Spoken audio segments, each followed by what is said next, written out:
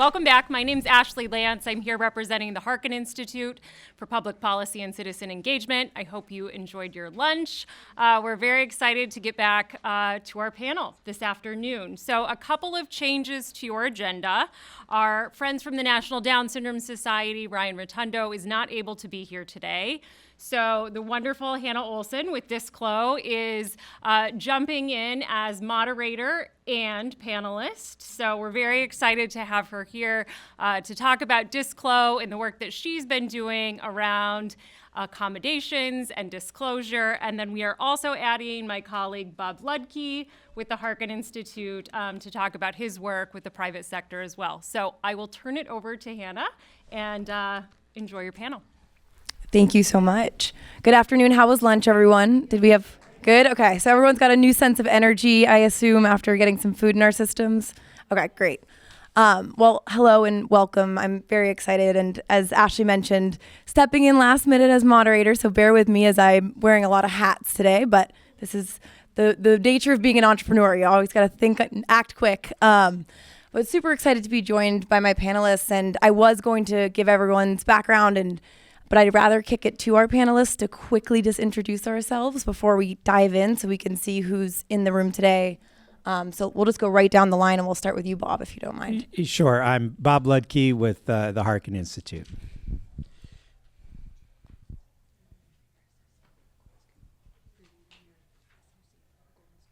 I'm Ali, and I am the associate of the ice cream coffee shop called the Golden Scoop. I'm Lindsay, and I am Chief Mission Officer for the Golden Scoop. And my name's Anthony, and I'm not with the Golden Scoop, but I'm the state ADA coordinator for the state of Kansas. But Anthony is very excited to eat the Golden Scoop after this, as I'm sure most of us are. So we'll be looking forward to that. I know there's been lots of talks of ice cream up here. Real quick, I want to just give my background and share why I'm here today and my connection to this space. When I graduated college back a few years ago, I'm not going to age myself now, but the day after my college graduation, I had a PICC line placed in my arm. So if you're not familiar, it's essentially a permanent IV. And I was hooked up to IV antibiotics for 8 hours a day for just about 3 years. Obviously, my life looked a lot different back then, and I struggled deeply in navigating those conversations with folks.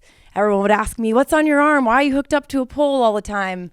I just felt so much shame and fear around this. It was a new identity that I wasn't born with. I was diagnosed with a long-term illness later in life, so didn't have that kind of previous experience with navigating life differently, and just struggled deeply when I entered the workplace. I moved down to Washington, D.C., and like most of you in this room, I found that work gave me purpose, and it gave me meaning, and it gave me a reason to wake up. But unfortunately, in my first job, I was not welcomed, and I was not able to speak openly about my illness. My boss would quite literally tell me to hide my IV and do it in the bathroom. But when you're hooked up 8 hours a day, it's kind of a hard thing to hide. And I was faced, at a young age with a question of, what am I going to choose, my work or my health? And unfortunately, at the time, I had to choose my health. I wasn't in a position where I had to, work through that. And back in 2018, I ended up joining forces with my now co-founder. He is my former boss. So if you're out there and you are an employee, feel comfortable pitching to your boss. It's okay. I'm now his boss, so he always loves to say that. And back in our old office, I said to him, I want everyone like me with illnesses and disabilities to have bosses like you. And by that, I meant bosses who care, who listen to me, who ask how to support me. And so in our old office, we started a company called Chronically Capable back 2018 in an effort of helping folks like me with chronic illnesses and disabilities and finding inclusive employment opportunities. And this was pre-COVID. People weren't talking about this, I think, the same way that we are now. And we learned a lot. We started working with many of the major enterprises out there. And what we found is that most companies, while they want to be inclusive and they want to hire folks with disabilities, when it came to accommodations, most companies did not have this figured out. And so running that company, I was able to identify a huge pain point in today's workplace, which is how do we get folks comfortable to disclose their disability at work? And how do we help companies be able to efficiently and effectively manage this process? It's a very complex. We're going to try to stay a little bit out of the legal weeds of things today, because I know that can get boring pretty quickly, but most companies do not have this figured out. And so I built a software back 2 years ago called Disclo, short for disclosure. A lot of people don't know that reference. I was having one too many Mai Tais on the beach when I came up with the name, but and we wanted to build a software where people could safely disclose their disabilities, ask for accommodations, and be encouraged to do that. Because again, so many people feel so much fear and shame around this process. And I'm so glad that today, 2 years later, we're now supporting companies like Kraft Heinz, Samsung, you name it, and managing this process. So if you are an employer in the room and you have any questions on building an efficient process and a safe one, come talk to me. I love talking about all things Disclo.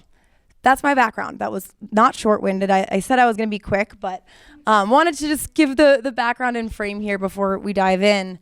But we've got some very important people in the room today. And, you know, I think, Bob, I want to start with you because I think you're in a very interesting position. You and Ashley are working with various companies across all types of industries, private sector, I'm assuming public sector as well.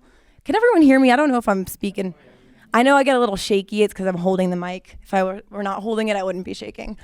You're working with all sorts of companies. And I'm curious, what are some of the things you're seeing? What are the gaps that you all are identifying today? I know companies, again, are wanting to do the right thing, but many are still falling short when it comes to disability inclusion. So what's going wrong so that we can talk about the good things and some solutions? All right. So I would say big picture, what is going wrong more than anything else is that companies across the entire global economy are essentially in a zero-sum game for hiring and retaining talent, right? They're hiring the same people, right? Someone goes from General Motors to Ford or from Apple to Intel, and they get, you know, a bit of a raise, a promotion, what have you, but it's the same talent that's just cycling through and through. And there are, despite all the right things being said about hiring persons with disabilities or creating a more diverse and inclusive workforce, most organizations don't know how to start that process. They're scared to start that process, and therefore it just reverts back to the status quo. Those that do start the process, and there are a few exceptions, you know, CareSource and Microsoft and some of the ones you work with are very much exceptions that are more and more turning to, shall we just say, diverse talents, ensuring that talent is being put in a position to succeed when they are in the job. But they still aren't opening, shall we just say, the pipes up wide enough to really, really diversify their workforce. And what do I mean by that? Those are things like ensuring that your talent attraction, your hiring process, your recruiting process, even before you get into the hiring, but like how are you recruiting and engaging people is not diverse enough. Too many job applicant websites are still not accessible. So you can't claim to have a commitment to, you know, inclusive hiring when your website's not accessible. They don't have partnerships with so many organizations that are here in this room that are essentially talent feeders into employers. And so again, you can't say that you've made a commitment to hiring a more diverse workforce when you actually don't have the infrastructure in place to be bringing people into your workforce.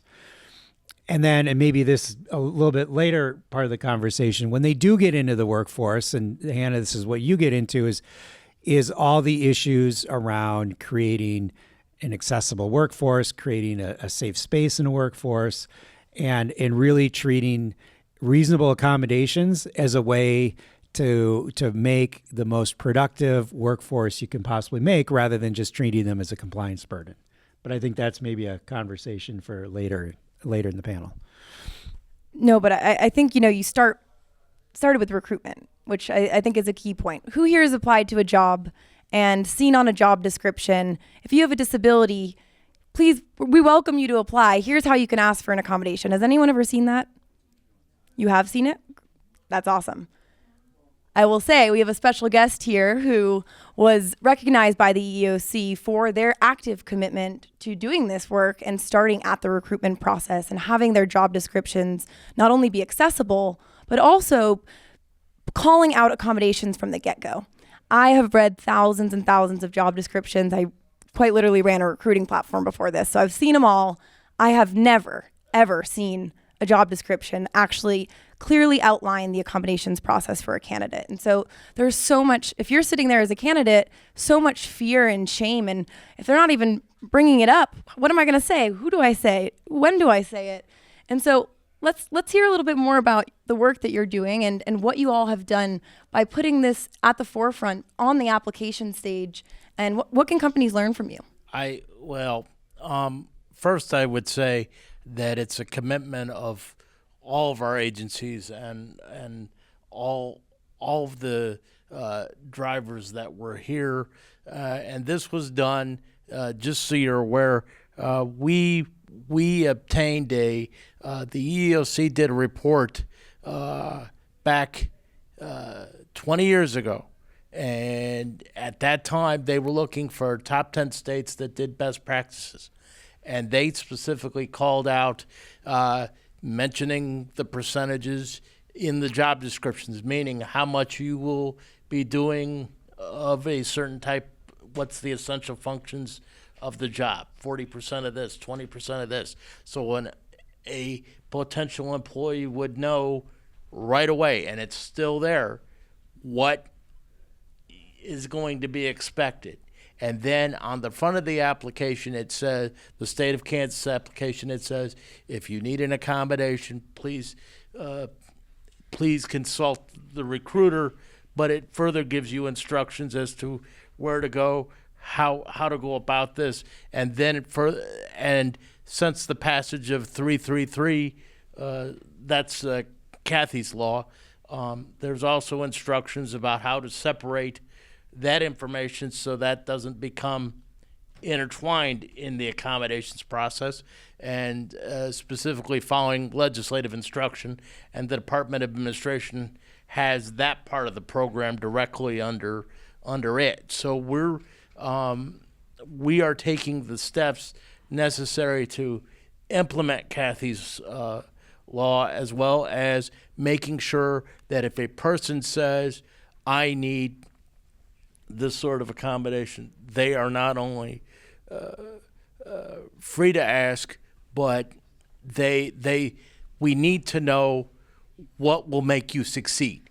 If we don't know what's going to help you succeed, then that's going to be a major barrier in terms of the interactive process and what was talked about before in terms of a compliance obligation versus a way of success to achieve the essential functions of the job. Because ultimately, whether it's doing whatever may happen in the public service or making ice cream, which I'd love to learn to make, but the point being, it's all important because it's what the individual wants to do. This is what they want to do. This is what they want to achieve for right now, and then build from there. It's not up to me to say you're limited in terms of this, that, or the other thing. But it's also important for you to understand as an applicant that if you don't let people know that you need assistance or accommodation as the law allows, then people aren't going to know that they're not going to make judgments because they're trained to, okay, we're judging the performance of the candidate or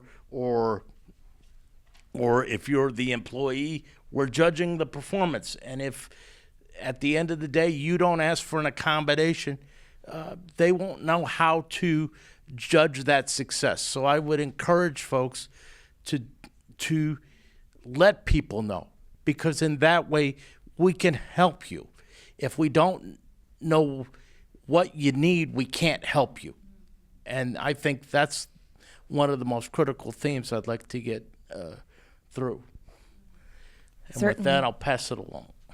No, that was great, and I'm assuming many folks here are familiar with the Job Accommodation Network. It's one of my favorite resources for learning about all things accommodations, and they have a great stat that 3% is the average disclosure rate today at most organizations, and I can attest to this stat because every time we partner with a client, we ask them, what is the percentage of folks with disabilities in your workplace? And the number always hovers 2 to 3%. We all know, everyone in this room knows that is not an accurate read. And so if we don't know what our people need, we're not actually getting the information correctly, and we're not understanding how to better support our people. And so I love this idea of proactively going out there, encouraging people to not only self-ID, but to ask for accommodations. And, I think, Lindsay, what's really unique about the work that you're doing, and we're excited to dive into the Golden Scoop for many reasons, but you've proactively gone out and hired folks with disabilities. And so tell us a little bit about your work and how you got started in all of this and, your approach today to recruiting folks with disabilities in your community. Yeah. So first of all, you can come to the Golden Scoop anytime and make ice cream. Ollie is a great teacher and would love to teach you. I've been in the field for almost 21 years. I started in the Olathe School District right when I graduated from college. I didn't know a lot about the special education world, but I was given the opportunity to work with a young man, and I didn't know a lot about his diagnosis. But him and I made an instant connection. We worked together for about 1.5 years, and I had a little pressure from my dad to go and make more money. So I left and went and worked for a local radio station in Kansas City and quickly realized that was not my passion. Working with this population was my passion. So I was fortunate enough to go back to the Olathe School District. I work with all ages. So I worked with elementary all the way up through their transition program of 18 to 21. And after doing that for a couple of years, I wanted to learn more. I knew that I could do more for this population. So I went and learned ABA, which is Applied Behavior Analysis at a small private school in Kansas City. And about 1 year later, a BCBA, which is a board certified behavior analyst, reached out, and she was starting her own in-home therapy business. And I would have been her first RBT. So I worked very closely with her for several years before she started expanding her business. So I learned a lot from her. So I did in-home therapy for about 15 years. Being in-home, I worked really closely with the families along with their kids. So listening to their concerns. What does their future look like? Will they have meaningful employment? Will they live independently? Will they be financially secure? So in 2018, and let me go back real quick, the very first kid that I worked with in Olathe, we are now coworkers at the Golden Scoop. I leave that part out, but it's a full circle moment. So, but anyways, in 2018, I approached my sister, who has a business background, and I asked her if she wanted to take on a little journey with me to create meaningful employment. So she ran with the business plan. I had done a little research, and are you guys familiar with Biddy and Bose on the East Coast? So we had initially reached out to them about franchising, and at that time, they were just getting started themselves. So we never heard back from them. So my sister continued with the business plan. And then about a couple months later, I heard of Howdy Ice Cream in Dallas, Texas. And I was fortunate enough to talk to Tom Landis, who's the owner, at the time, he owned 13 restaurants in the Dallas-Fort Worth area, and he employed a couple uniquely abled people at one of his restaurants. And he's like, oh my goodness, they're more reliable, they're trustworthy, they're excited to come to work. I need to create opportunities where I can employ more uniquely abled people. So he opened Howdy Ice Cream. So I went back to my sister and I'm like, oh my gosh, wait, we should franchise with Howdy. He was awesome. And Amber's like, Lindsay, Kansas City is so loyal to local. We can do this right here in Kansas City. And she was right. We opened our doors April 14th of 2021 at our location in Overland Park at 95th and Knoll, and the community came out and supported us. Ali was one of our first employees, so he was there with the long lines and running out of ice cream. We never stayed open our full time, so the support was amazing. So in terms of recruiting, it was initially through our first one, just me being in the field for many years. A lot of it was people that I had worked with in the past. And then as we've expanded, we want them to write their own life story. So of course we want them to stay at the Golden Scoop for as long as they want. But if they have more of their dreams, we want to help them go out and find those. So we've been really lucky, and I can get in later to our second location. So Ollie, you were one of the first employees at the Golden Scoop. How did you get connected with the Golden Scoop? How did you get recruited? Yeah, After I graduated from Blue Valley High School and I was in 18 to 21, when I heard that the ice cream coffee shop was under construction, I was a little nervous for applying for the job. I wasn't sure what it was going to be like. I wasn't sure if they were going to scoop from buckets into cones. I wasn't sure what it was going to be like. But once I applied for the job, I was very nervous and uncomfortable at first. But once I started working more often, I got used to the job. And you started feeling comfortable and, Yeah. and confident. And so Yes. what's making you feel supported there? Is it the work environment that's been created? It's the work environment that not just has been created, but the coworkers I work with were very supportive and caring. Most importantly, I work in a safe, comfortable environment.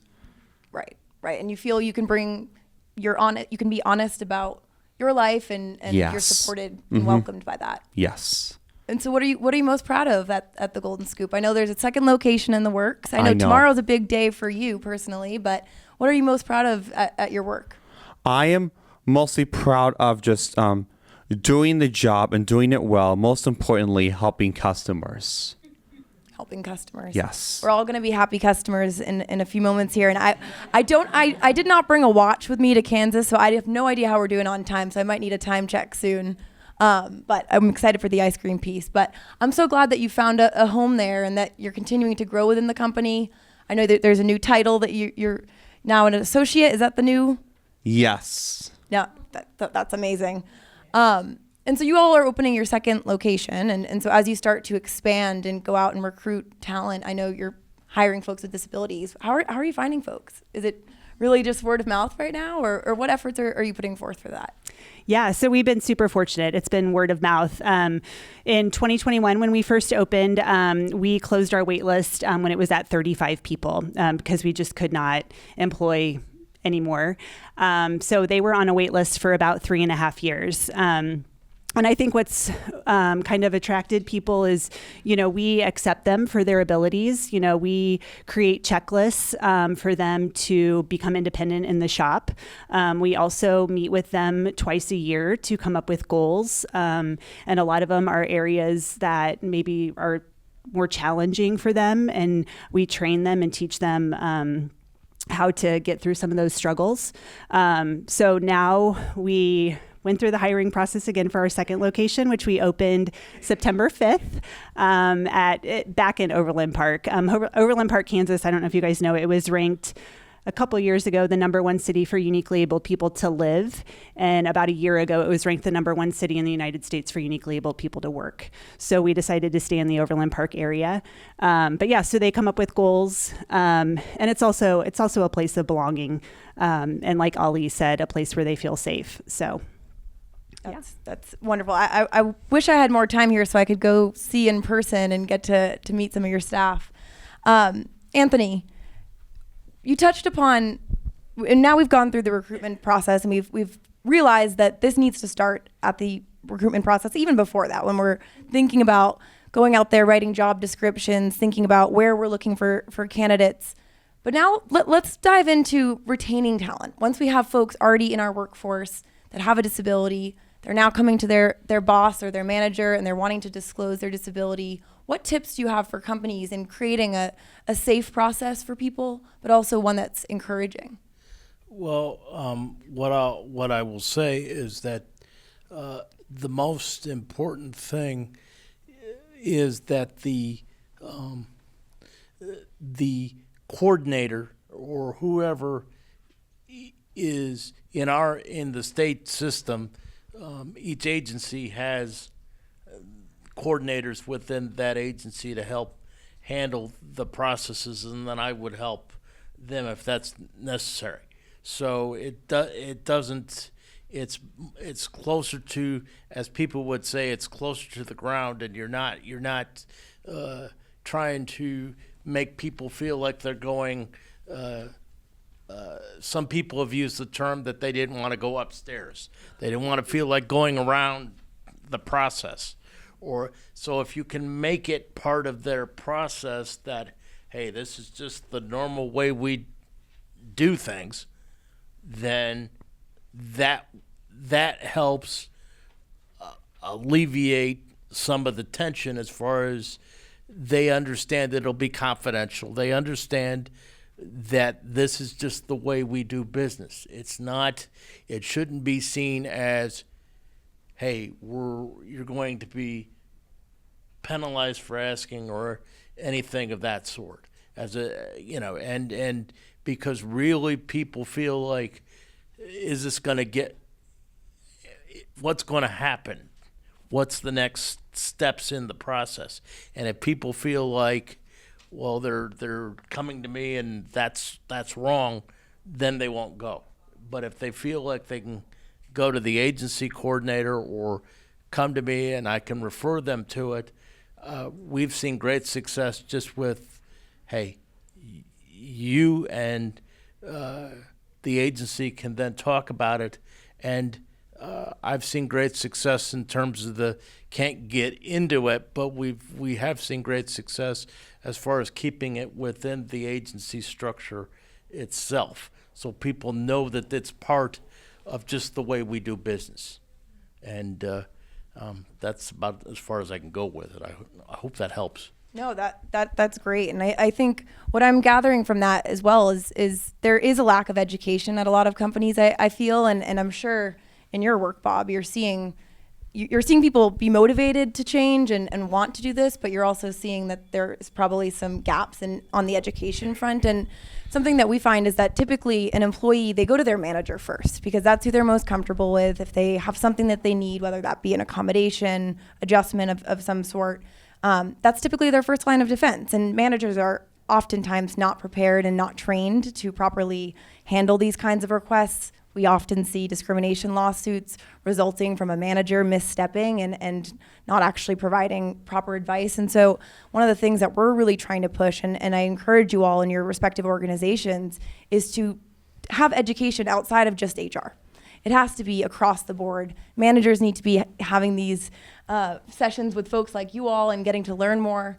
But what do you think, Bob, in terms of how companies can better prepare and educate folks across the organization so we can all do better? That's a great question. The number one recommendation we give to any organization, private sector, public sector, nonprofit, what have you, is the leadership of the organization has to set the tone. That the very top of the organization has to talk about the value proposition of disability, talk about why disability adds value to their company, creates a safe space for everyone to bring their most authentic selves to work. If they have a disability and they feel comfortable as an executive disclosing it, that's even better. But at least start those conversations, because that then helps the managers understand that this is actually important. The CEO, the board of directors, the C-suite is talking about disability creating value in the company. Therefore, I need to pay attention to it. Maybe I should go out and get some little extra training so the next time an employee comes to me, I can answer his or her questions. So I think the education will grow a lot more organically and spread a lot wider if the tone is set at the top that this is an important initiative within the company and it makes the company better and more profitable over time. Because let's be honest, I mean, money drives all of this, right? And the only way it sticks in an organization is if it impacts the bottom line. And that's fair. I mean, that's just the way the world works. So, but acknowledge that persons with disabilities add value to the company, add value to the customers, and really tie into the mission of the organization. And we're here. All of us are here today. We're learning. The education is starting now. I feel so much energy in this room. I've learned so much. I do want to have time for questions from all of you because, again, I wasn't prepared for this. So let's help me out with some extra questions here. But I want to thank my panelists for sharing your stories and perspectives, and to the state of Kansas, for everyone involved, CareSource, Harkin Institute, for having us and letting us have these conversations. It's going to be a busy month for a lot of us. NDEAM is always, I'm not going to get much sleep this month, so everyone take care of yourselves, keep doing the work, keep educating yourselves and others. And with that, I'd love to open it up if anyone has questions for this wonderful group here.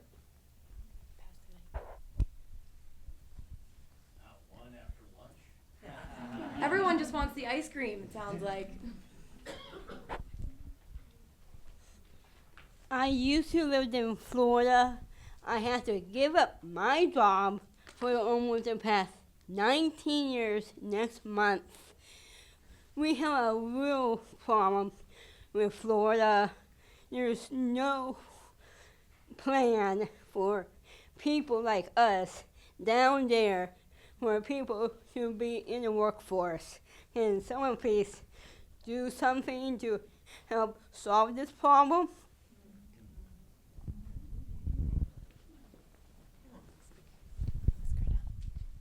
Solomon? Sorry. Oh, sorry. I would just say that, and I do realize that it takes a long time in terms of implementation, but the state on multiple levels in a bipartisan way has started to move on employment first. That being the concept that when you're offered when you are offered that you be given employment as the first option, integrated employment as the first option. So that will help in terms of being integrated into the community and help with other forms of services. But and it was mentioned at the fireside chat discussions and the other discussions we had this morning. But I would just urge folks to keep moving forward as was laid out, because that's the way that we can continue to implement the principles that the legislature and the governors have pronounced. And I say that in a bipartisan fashion because this has been a bipartisan effort, and we just have to keep moving forward on it and keep that focus. And the reason I mention it that way is so that if somebody brings up, well, so-and-so did it, well, I can bring up a program that another governor had or another legislature passed, which emphasized integrated employment. And you can always use those as examples that it's not based upon who's there now. It's just about moving forward. And that's the way I'd like to approach it, if that makes sense.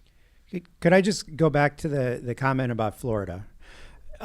We would be happy to collaborate with you on creating an event or a venue, something like this in Florida, because, what we have found is employers aren't against hiring persons with disabilities, right? They 9 times out of 10, they just don't know how. They don't know how to make it work. They don't know how to fully integrate persons with disabilities into all levels of the organization, not just entry level, but from the top on down. When employers, when policymakers are in and investors are in a venue like this, the ideas for collaboration really start flowing. And through all this great energy that all of you bring here, we create our own safe space for how to brainstorm ideas to solve some of these challenges. So if there's a way to collaborate on creating something like this in Florida to start bringing some of these stakeholders together, we would be happy to have that conversation with you. The reason I brought it up is because I'm in my family,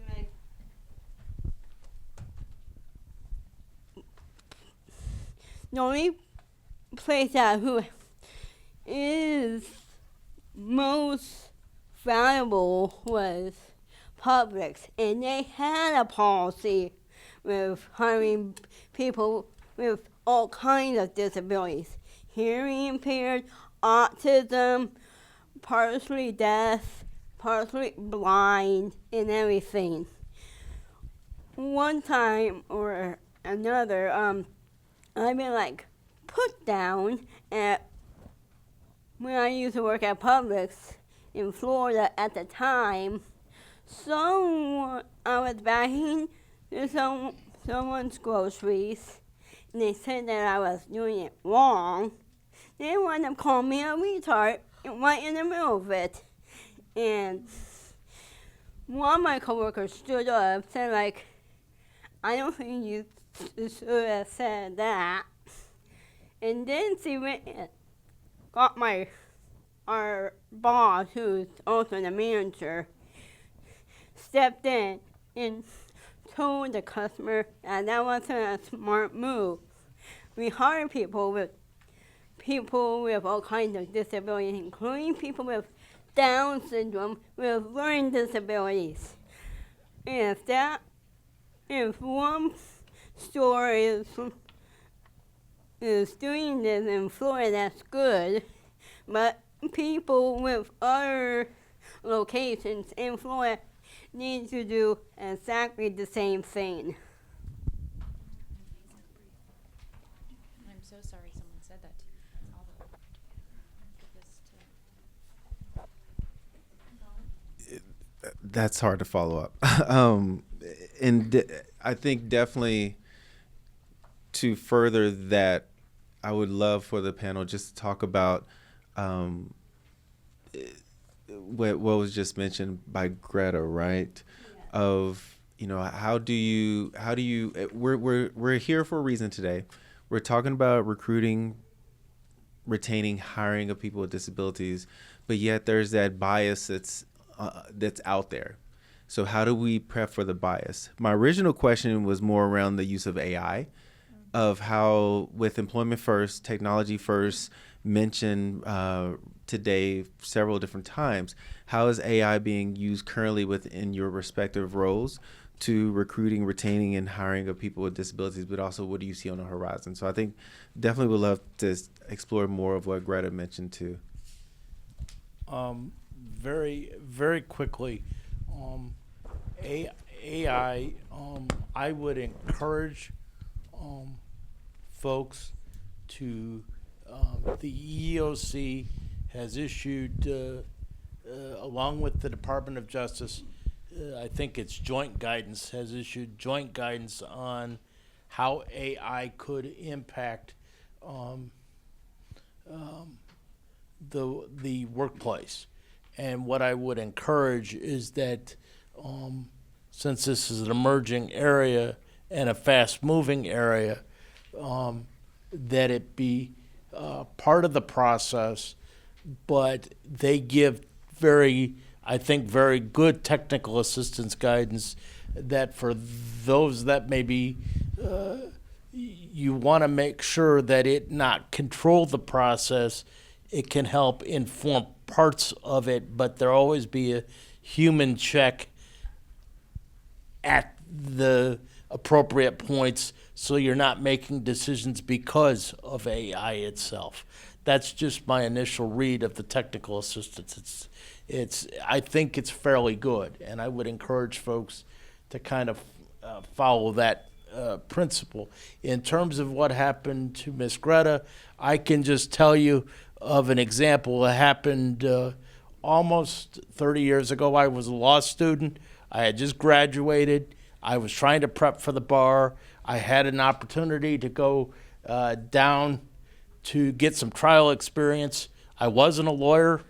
I will freely admit I wasn't one at the time, but I was the only person in the courtroom, and the judge was having a conference with the lawyers, and the judge said, "Who's the cripple in my courtroom?"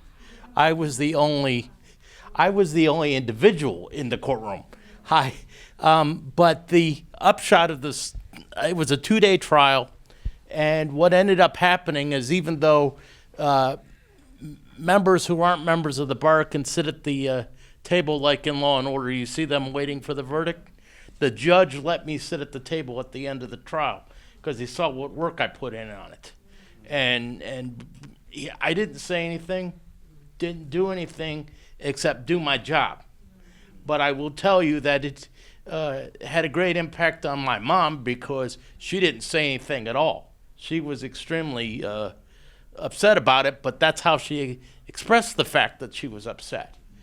But yet the judge was 70-ish, and probably didn't know what he was saying. Like I said, I didn't bring it up to the judge. I made the point of doing my job, doing it the best that I could and fulfilling the role that I had to fulfill at that particular time for that trial. And I ended up sitting at the table at the end of the trial. I think that says it all. So whether he thought I was crippled or not, I think I proved the point.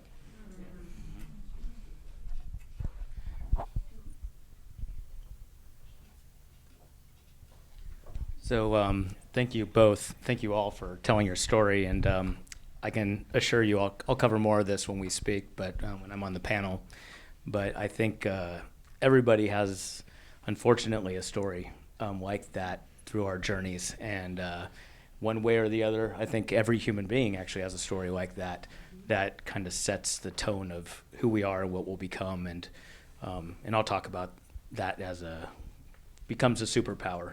One of the things that I really want to highlight is how do we take the story of Publix that did such a wonderful job by you and make these people stars? How do we elevate those that are doing things well? How do we find the good that people are doing, not discounting the bad people are doing, because we got to keep people accountable and make sure that they're improving. But at the end of the day, how do we make stars out of the people that are actually living their life properly and having the right values and doing the right things? I don't think we do a good enough job highlighting that stuff either. And on AI, I'll talk about it more because that's actually what I do for a living. So I will be happy to discuss that when I'm on the panel.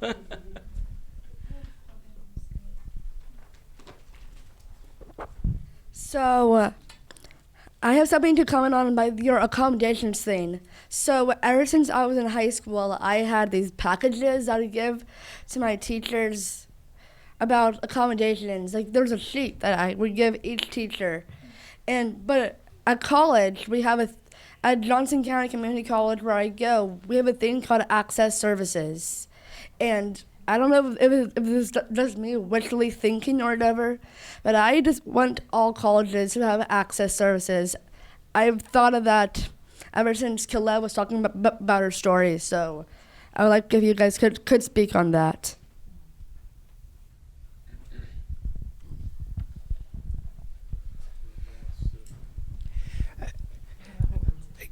Lola, I would say, if there's one thing we can do to improve the performance of every organization on this planet, that would be to debunk the misguided belief that accommodations are an excessive burden on a company and cost too much money.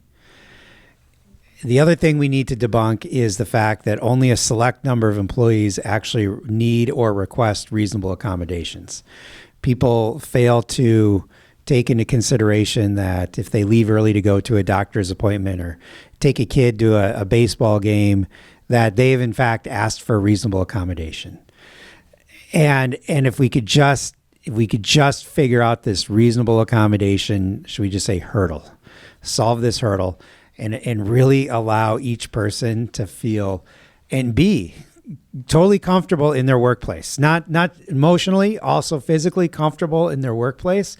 I'm convinced that the productivity of every employee in the workforce would be unleashed, and every single one of us would benefit from that outcome. So I think we have one more question in the back. And this is our last question. Okay, so right. Okay. Sorry. Just a quick question. I wanted to touch specifically looking at disclosure because personally, professionally, I know there have been plenty of individuals who, after they've disclosed, they felt that they were burned by that experience or even coached out as a result of disclosing that. So for those employees looking for workplaces, I know you talked about job postings themselves could be good indicators of a healthy workplace for that kind of culture. But what are some indicators that you would say would be a good tell for employees looking for inclusive workplaces? What is a good sign of business health? Great question. And I would start by saying that in the job description, as we talked about a bit before, but companies that are actually calling it out in their job description, but also when you're actually invited to an interview, a great sign is if someone's reaching out to you and saying, really looking forward to your interview next week. Are there any accommodations you need to access this interview? We rarely see that. And one of the things that we've tackled at Disclo is we've built a tool for the interview process. And it allows, once a candidate is actually scheduled for an interview, we're proactively reaching out to all candidates. We don't know at this point whether or not they have a disability, and we're asking if they need an accommodation for that interview. And so companies who don't use Disclo can still do this to all candidates. And by having that proactive measure, I think is so important. And I think it's, what we were talking about with Anthony as well before. It's that proactivity factor that we're not seeing and we need to see more of. So I'd say that would be a great telltale that the employer's thinking about this. I think we have hit our max time. So thank you all so much for being here again. It's time for ice cream. So thank you for giving us all some ice cream, and thanks for listening, and see you all soon.